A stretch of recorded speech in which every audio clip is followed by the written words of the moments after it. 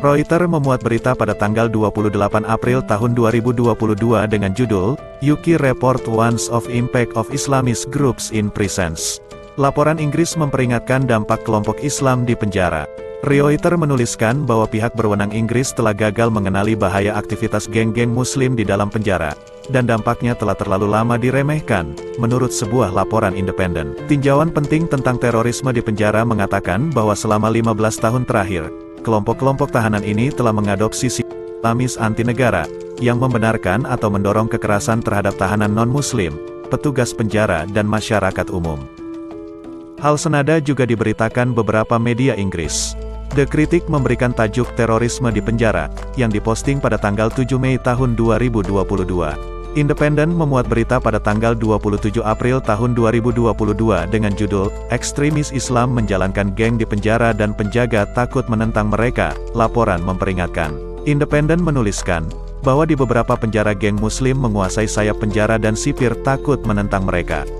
Ketika perilaku tahanan Muslim ditentang oleh sipir, para tahanan ini kadang membuat tuduhan palsu isu rasisme dan Islamofobia. Isu sensitif inilah yang membuat para sipir takut bertindak sehingga melemahkan wibawa mereka. Kadang staf penjara meminta bantuan emir untuk menjaga ketertiban di sel tahanan Muslim. Geng ini memilih seorang emir atau pemimpin, biasanya dari napi teroris. Pelaku teroris memang dijunjung tinggi oleh kelompok ini. Hilangnya kemampuan sipir menertibkan geng ini membuat mereka bebas berbuat semaunya. Salah satunya memaksa tahanan non-Muslim untuk pindah agama. Bahkan kadang mereka mendapatkan perilaku lebih baik dari tahanan lain karena sipir penjara takut kepada mereka. Geng ini sebenarnya telah lama ada, tapi ada pembiaran dari pemerintah Inggris, membuat kelompok-kelompok ekstremis tumbuh subur di penjara-penjara Inggris. Memang wajar ada geng-geng di penjara, tapi tidak wajar kalau kelompok geng itu membawa-bawa agama dan memaksa tahanan lain pindah agama. Seorang pendeta penjara Paul Song pernah membeberkannya kepada Daily Mail pada tahun 2018. Dia menceritakan bagaimana dia berhadapan langsung dengan geng ini. Paul Song adalah seorang pendeta sukarelawan yang telah melayani hampir 20 tahun di penjara Ham Brixton di London Selatan, Inggris. Pria yang pada tahun 2022 berusia 53 tahun ini adalah seorang mantan detektif di ibu kota Korea Selatan, Seoul. Setelah menjadi seorang Kristen yang lahir kembali, hatinya tergerak untuk melayani mereka yang terpinggirkan, seperti para tunawisma, pecandu narkoba dan pelacur. Pada tahun 1992 dia pindah ke Inggris dan memulai pelayanannya dengan mengelola tempat penampungan milik gereja di Brixton. Setelah tempat penampungan tersebut berubah menjadi asrama, dia memutuskan untuk mencurahkan lebih banyak waktu untuk melayani sebagai pendeta sukarela di penjara Ham Brixton. Pastor Paul, demikian para napi memanggilnya, menjadi tokoh yang populer dan disegani di dalam penjara. Ramah dan mudah bergaul dengan siapa saja. Dia telah mengubah hidup banyak narapidana lewat pelayanannya. Pelayanan pendeta Paul Song tak berjalan mulus semenjak geng-geng Muslim ekstremis mulai merajalela di penjara Brixton. Suatu sore 3 narapidana mengacau kelas diskusi Alkitab yang dipimpin Pastor Paul. Mereka menyela diskusi, lalu dengan lantang memuji para jihadis yang telah membunuh seorang tentara Inggris saat siang bolong di London Selatan bernama Lee Rigby yang mengejutkan seluruh Inggris. Ini bukan pertama kalinya kelas Alkitab diganggu para pengacau itu. Kadang 2 atau 3 orang datang ke kapel, di mana kelas Alkitab sementara berlangsung. Lalu mereka mulai mengoceh tentang negara Islam yang mengaju pada ISIS atau membenarkan tindakan pelaku bom bunuh diri. Ungkap pendeta Paul Song secara terperinci kepada The Mail on Sunday. Suatu hari saya sedang berjalan melalui bagian penjara yang banyak dihuni tahanan Muslim. Salah satu dari mereka datang dari belakang dan memukul punggung saya dengan keras. Mereka semua tertawa memanggil saya dengan nama ejekan Chinky dan Crazy Christian. Itu sangat menakutkan. Sejak saat itu, saya selalu berjalan di tempat-tempat yang saya tahu ada pantauan CCTV. Semenjak posisi kepala rohaniawan di penjara Brixton dipegang oleh seorang Muslim bernama Mohammed Yusuf Ahmed, ada upaya untuk menyingkirkan Pastor Paul. Mohammed yang juga seorang imam penjara pernah mengatakan, bersumpah untuk mengubah apa yang disebutnya dominasi Kristen di dalam penjara. Agenda diskriminatif sang imam sudah tampak sejak awal. Dia menuduh Pastor Paul mengajarkan materi terlalu radikal dan pandangan Kristen yang ekstrim. Pengajaran evangelis arus utama memang populer di kalangan narapidana.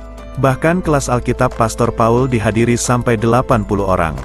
Pastor Paul kemudian dilarang menggunakan kapel, Dengan terpaksa dia menggunakan sel tahanan besar untuk melaksanakan pertemuan doa. Tapi hal itu membuat Mohammed menjadi marah. Beberapa saat kemudian Pastor Paul menerima email dari Mohammed yang memperingatkannya untuk tidak mengunjungi penjara tanpa izin sebelumnya atau dia akan dikeluarkan. Pastor Paul mengira ada kesalahpahaman di sini. Lagi pula, dia sudah lama dipercaya sehingga memiliki kunci sendiri. Ternyata itu adalah langkah awal untuk menyingkirkannya. Puncaknya Paul Song dipecat sebagai pendeta penjara dengan tuduhan menyebut tahanan sebagai teroris dan mengajarkan pandangan Kristen radikal. Semua itu dibantah keras oleh Pastor Paul. Dia tahu semua itu sudah diatur oleh Mohammed untuk menyingkirkannya. Sangat disayangkan pihak otoritas penjara dengan begitu mudah menerima tuduhan itu dan mengeluarkan surat pemberhentian tanpa mau mendengarkan penjelasan Paul Song. Tanpa memperdulikan catatan yang tak bercacat selama hampir 20 tahun pelayanan di penjara sebagai pendeta para narapidana. Paul Song berkata, secara bertahap, banyak pendeta sukarelawan Kristen diintimidasi untuk pergi sampai saya menjadi salah satu dari sedikit yang tersisa. Paul Song kemudian meminta bantuan Christian Legal Center, CLC, yaitu lembaga yang memberikan bantuan hukum kepada orang-orang Kristen di Inggris yang mengalami diskriminasi. CLC mengajukan banding agar pemberhentian tersebut ditinjau kembali.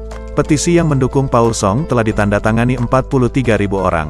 Banyak pula narapidana bersedia membuat pernyataan saksi untuk mendukung pengembalian Paul Song pada posisinya. Sarah Pennington, kepala penjara Elmley, mengatakan bahwa Pastor Paul harus dikembalikan. Dia mengatakan penyelidikan awal di penjara Brixton terbatas dan tidak mengikuti proses hukum. Akhirnya setelah perjuangan melelahkan, Paul Song dikembalikan sebagai pendeta penjara di Brixton.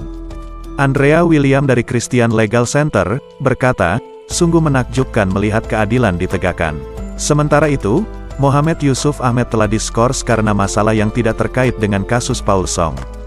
Dia tidak dapat dihubungi oleh Daily Mail untuk dimintai komentar.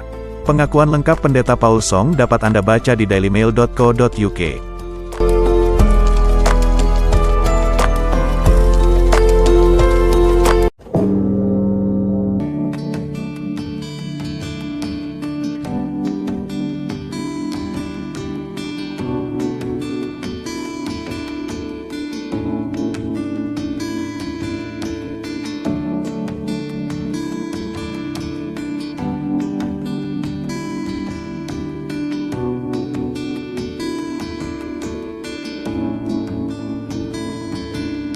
Mohon kiranya mendukung channel ini dengan mengklik tombol subscribe dan aktifkan juga icon loncengnya, like, comment, and share.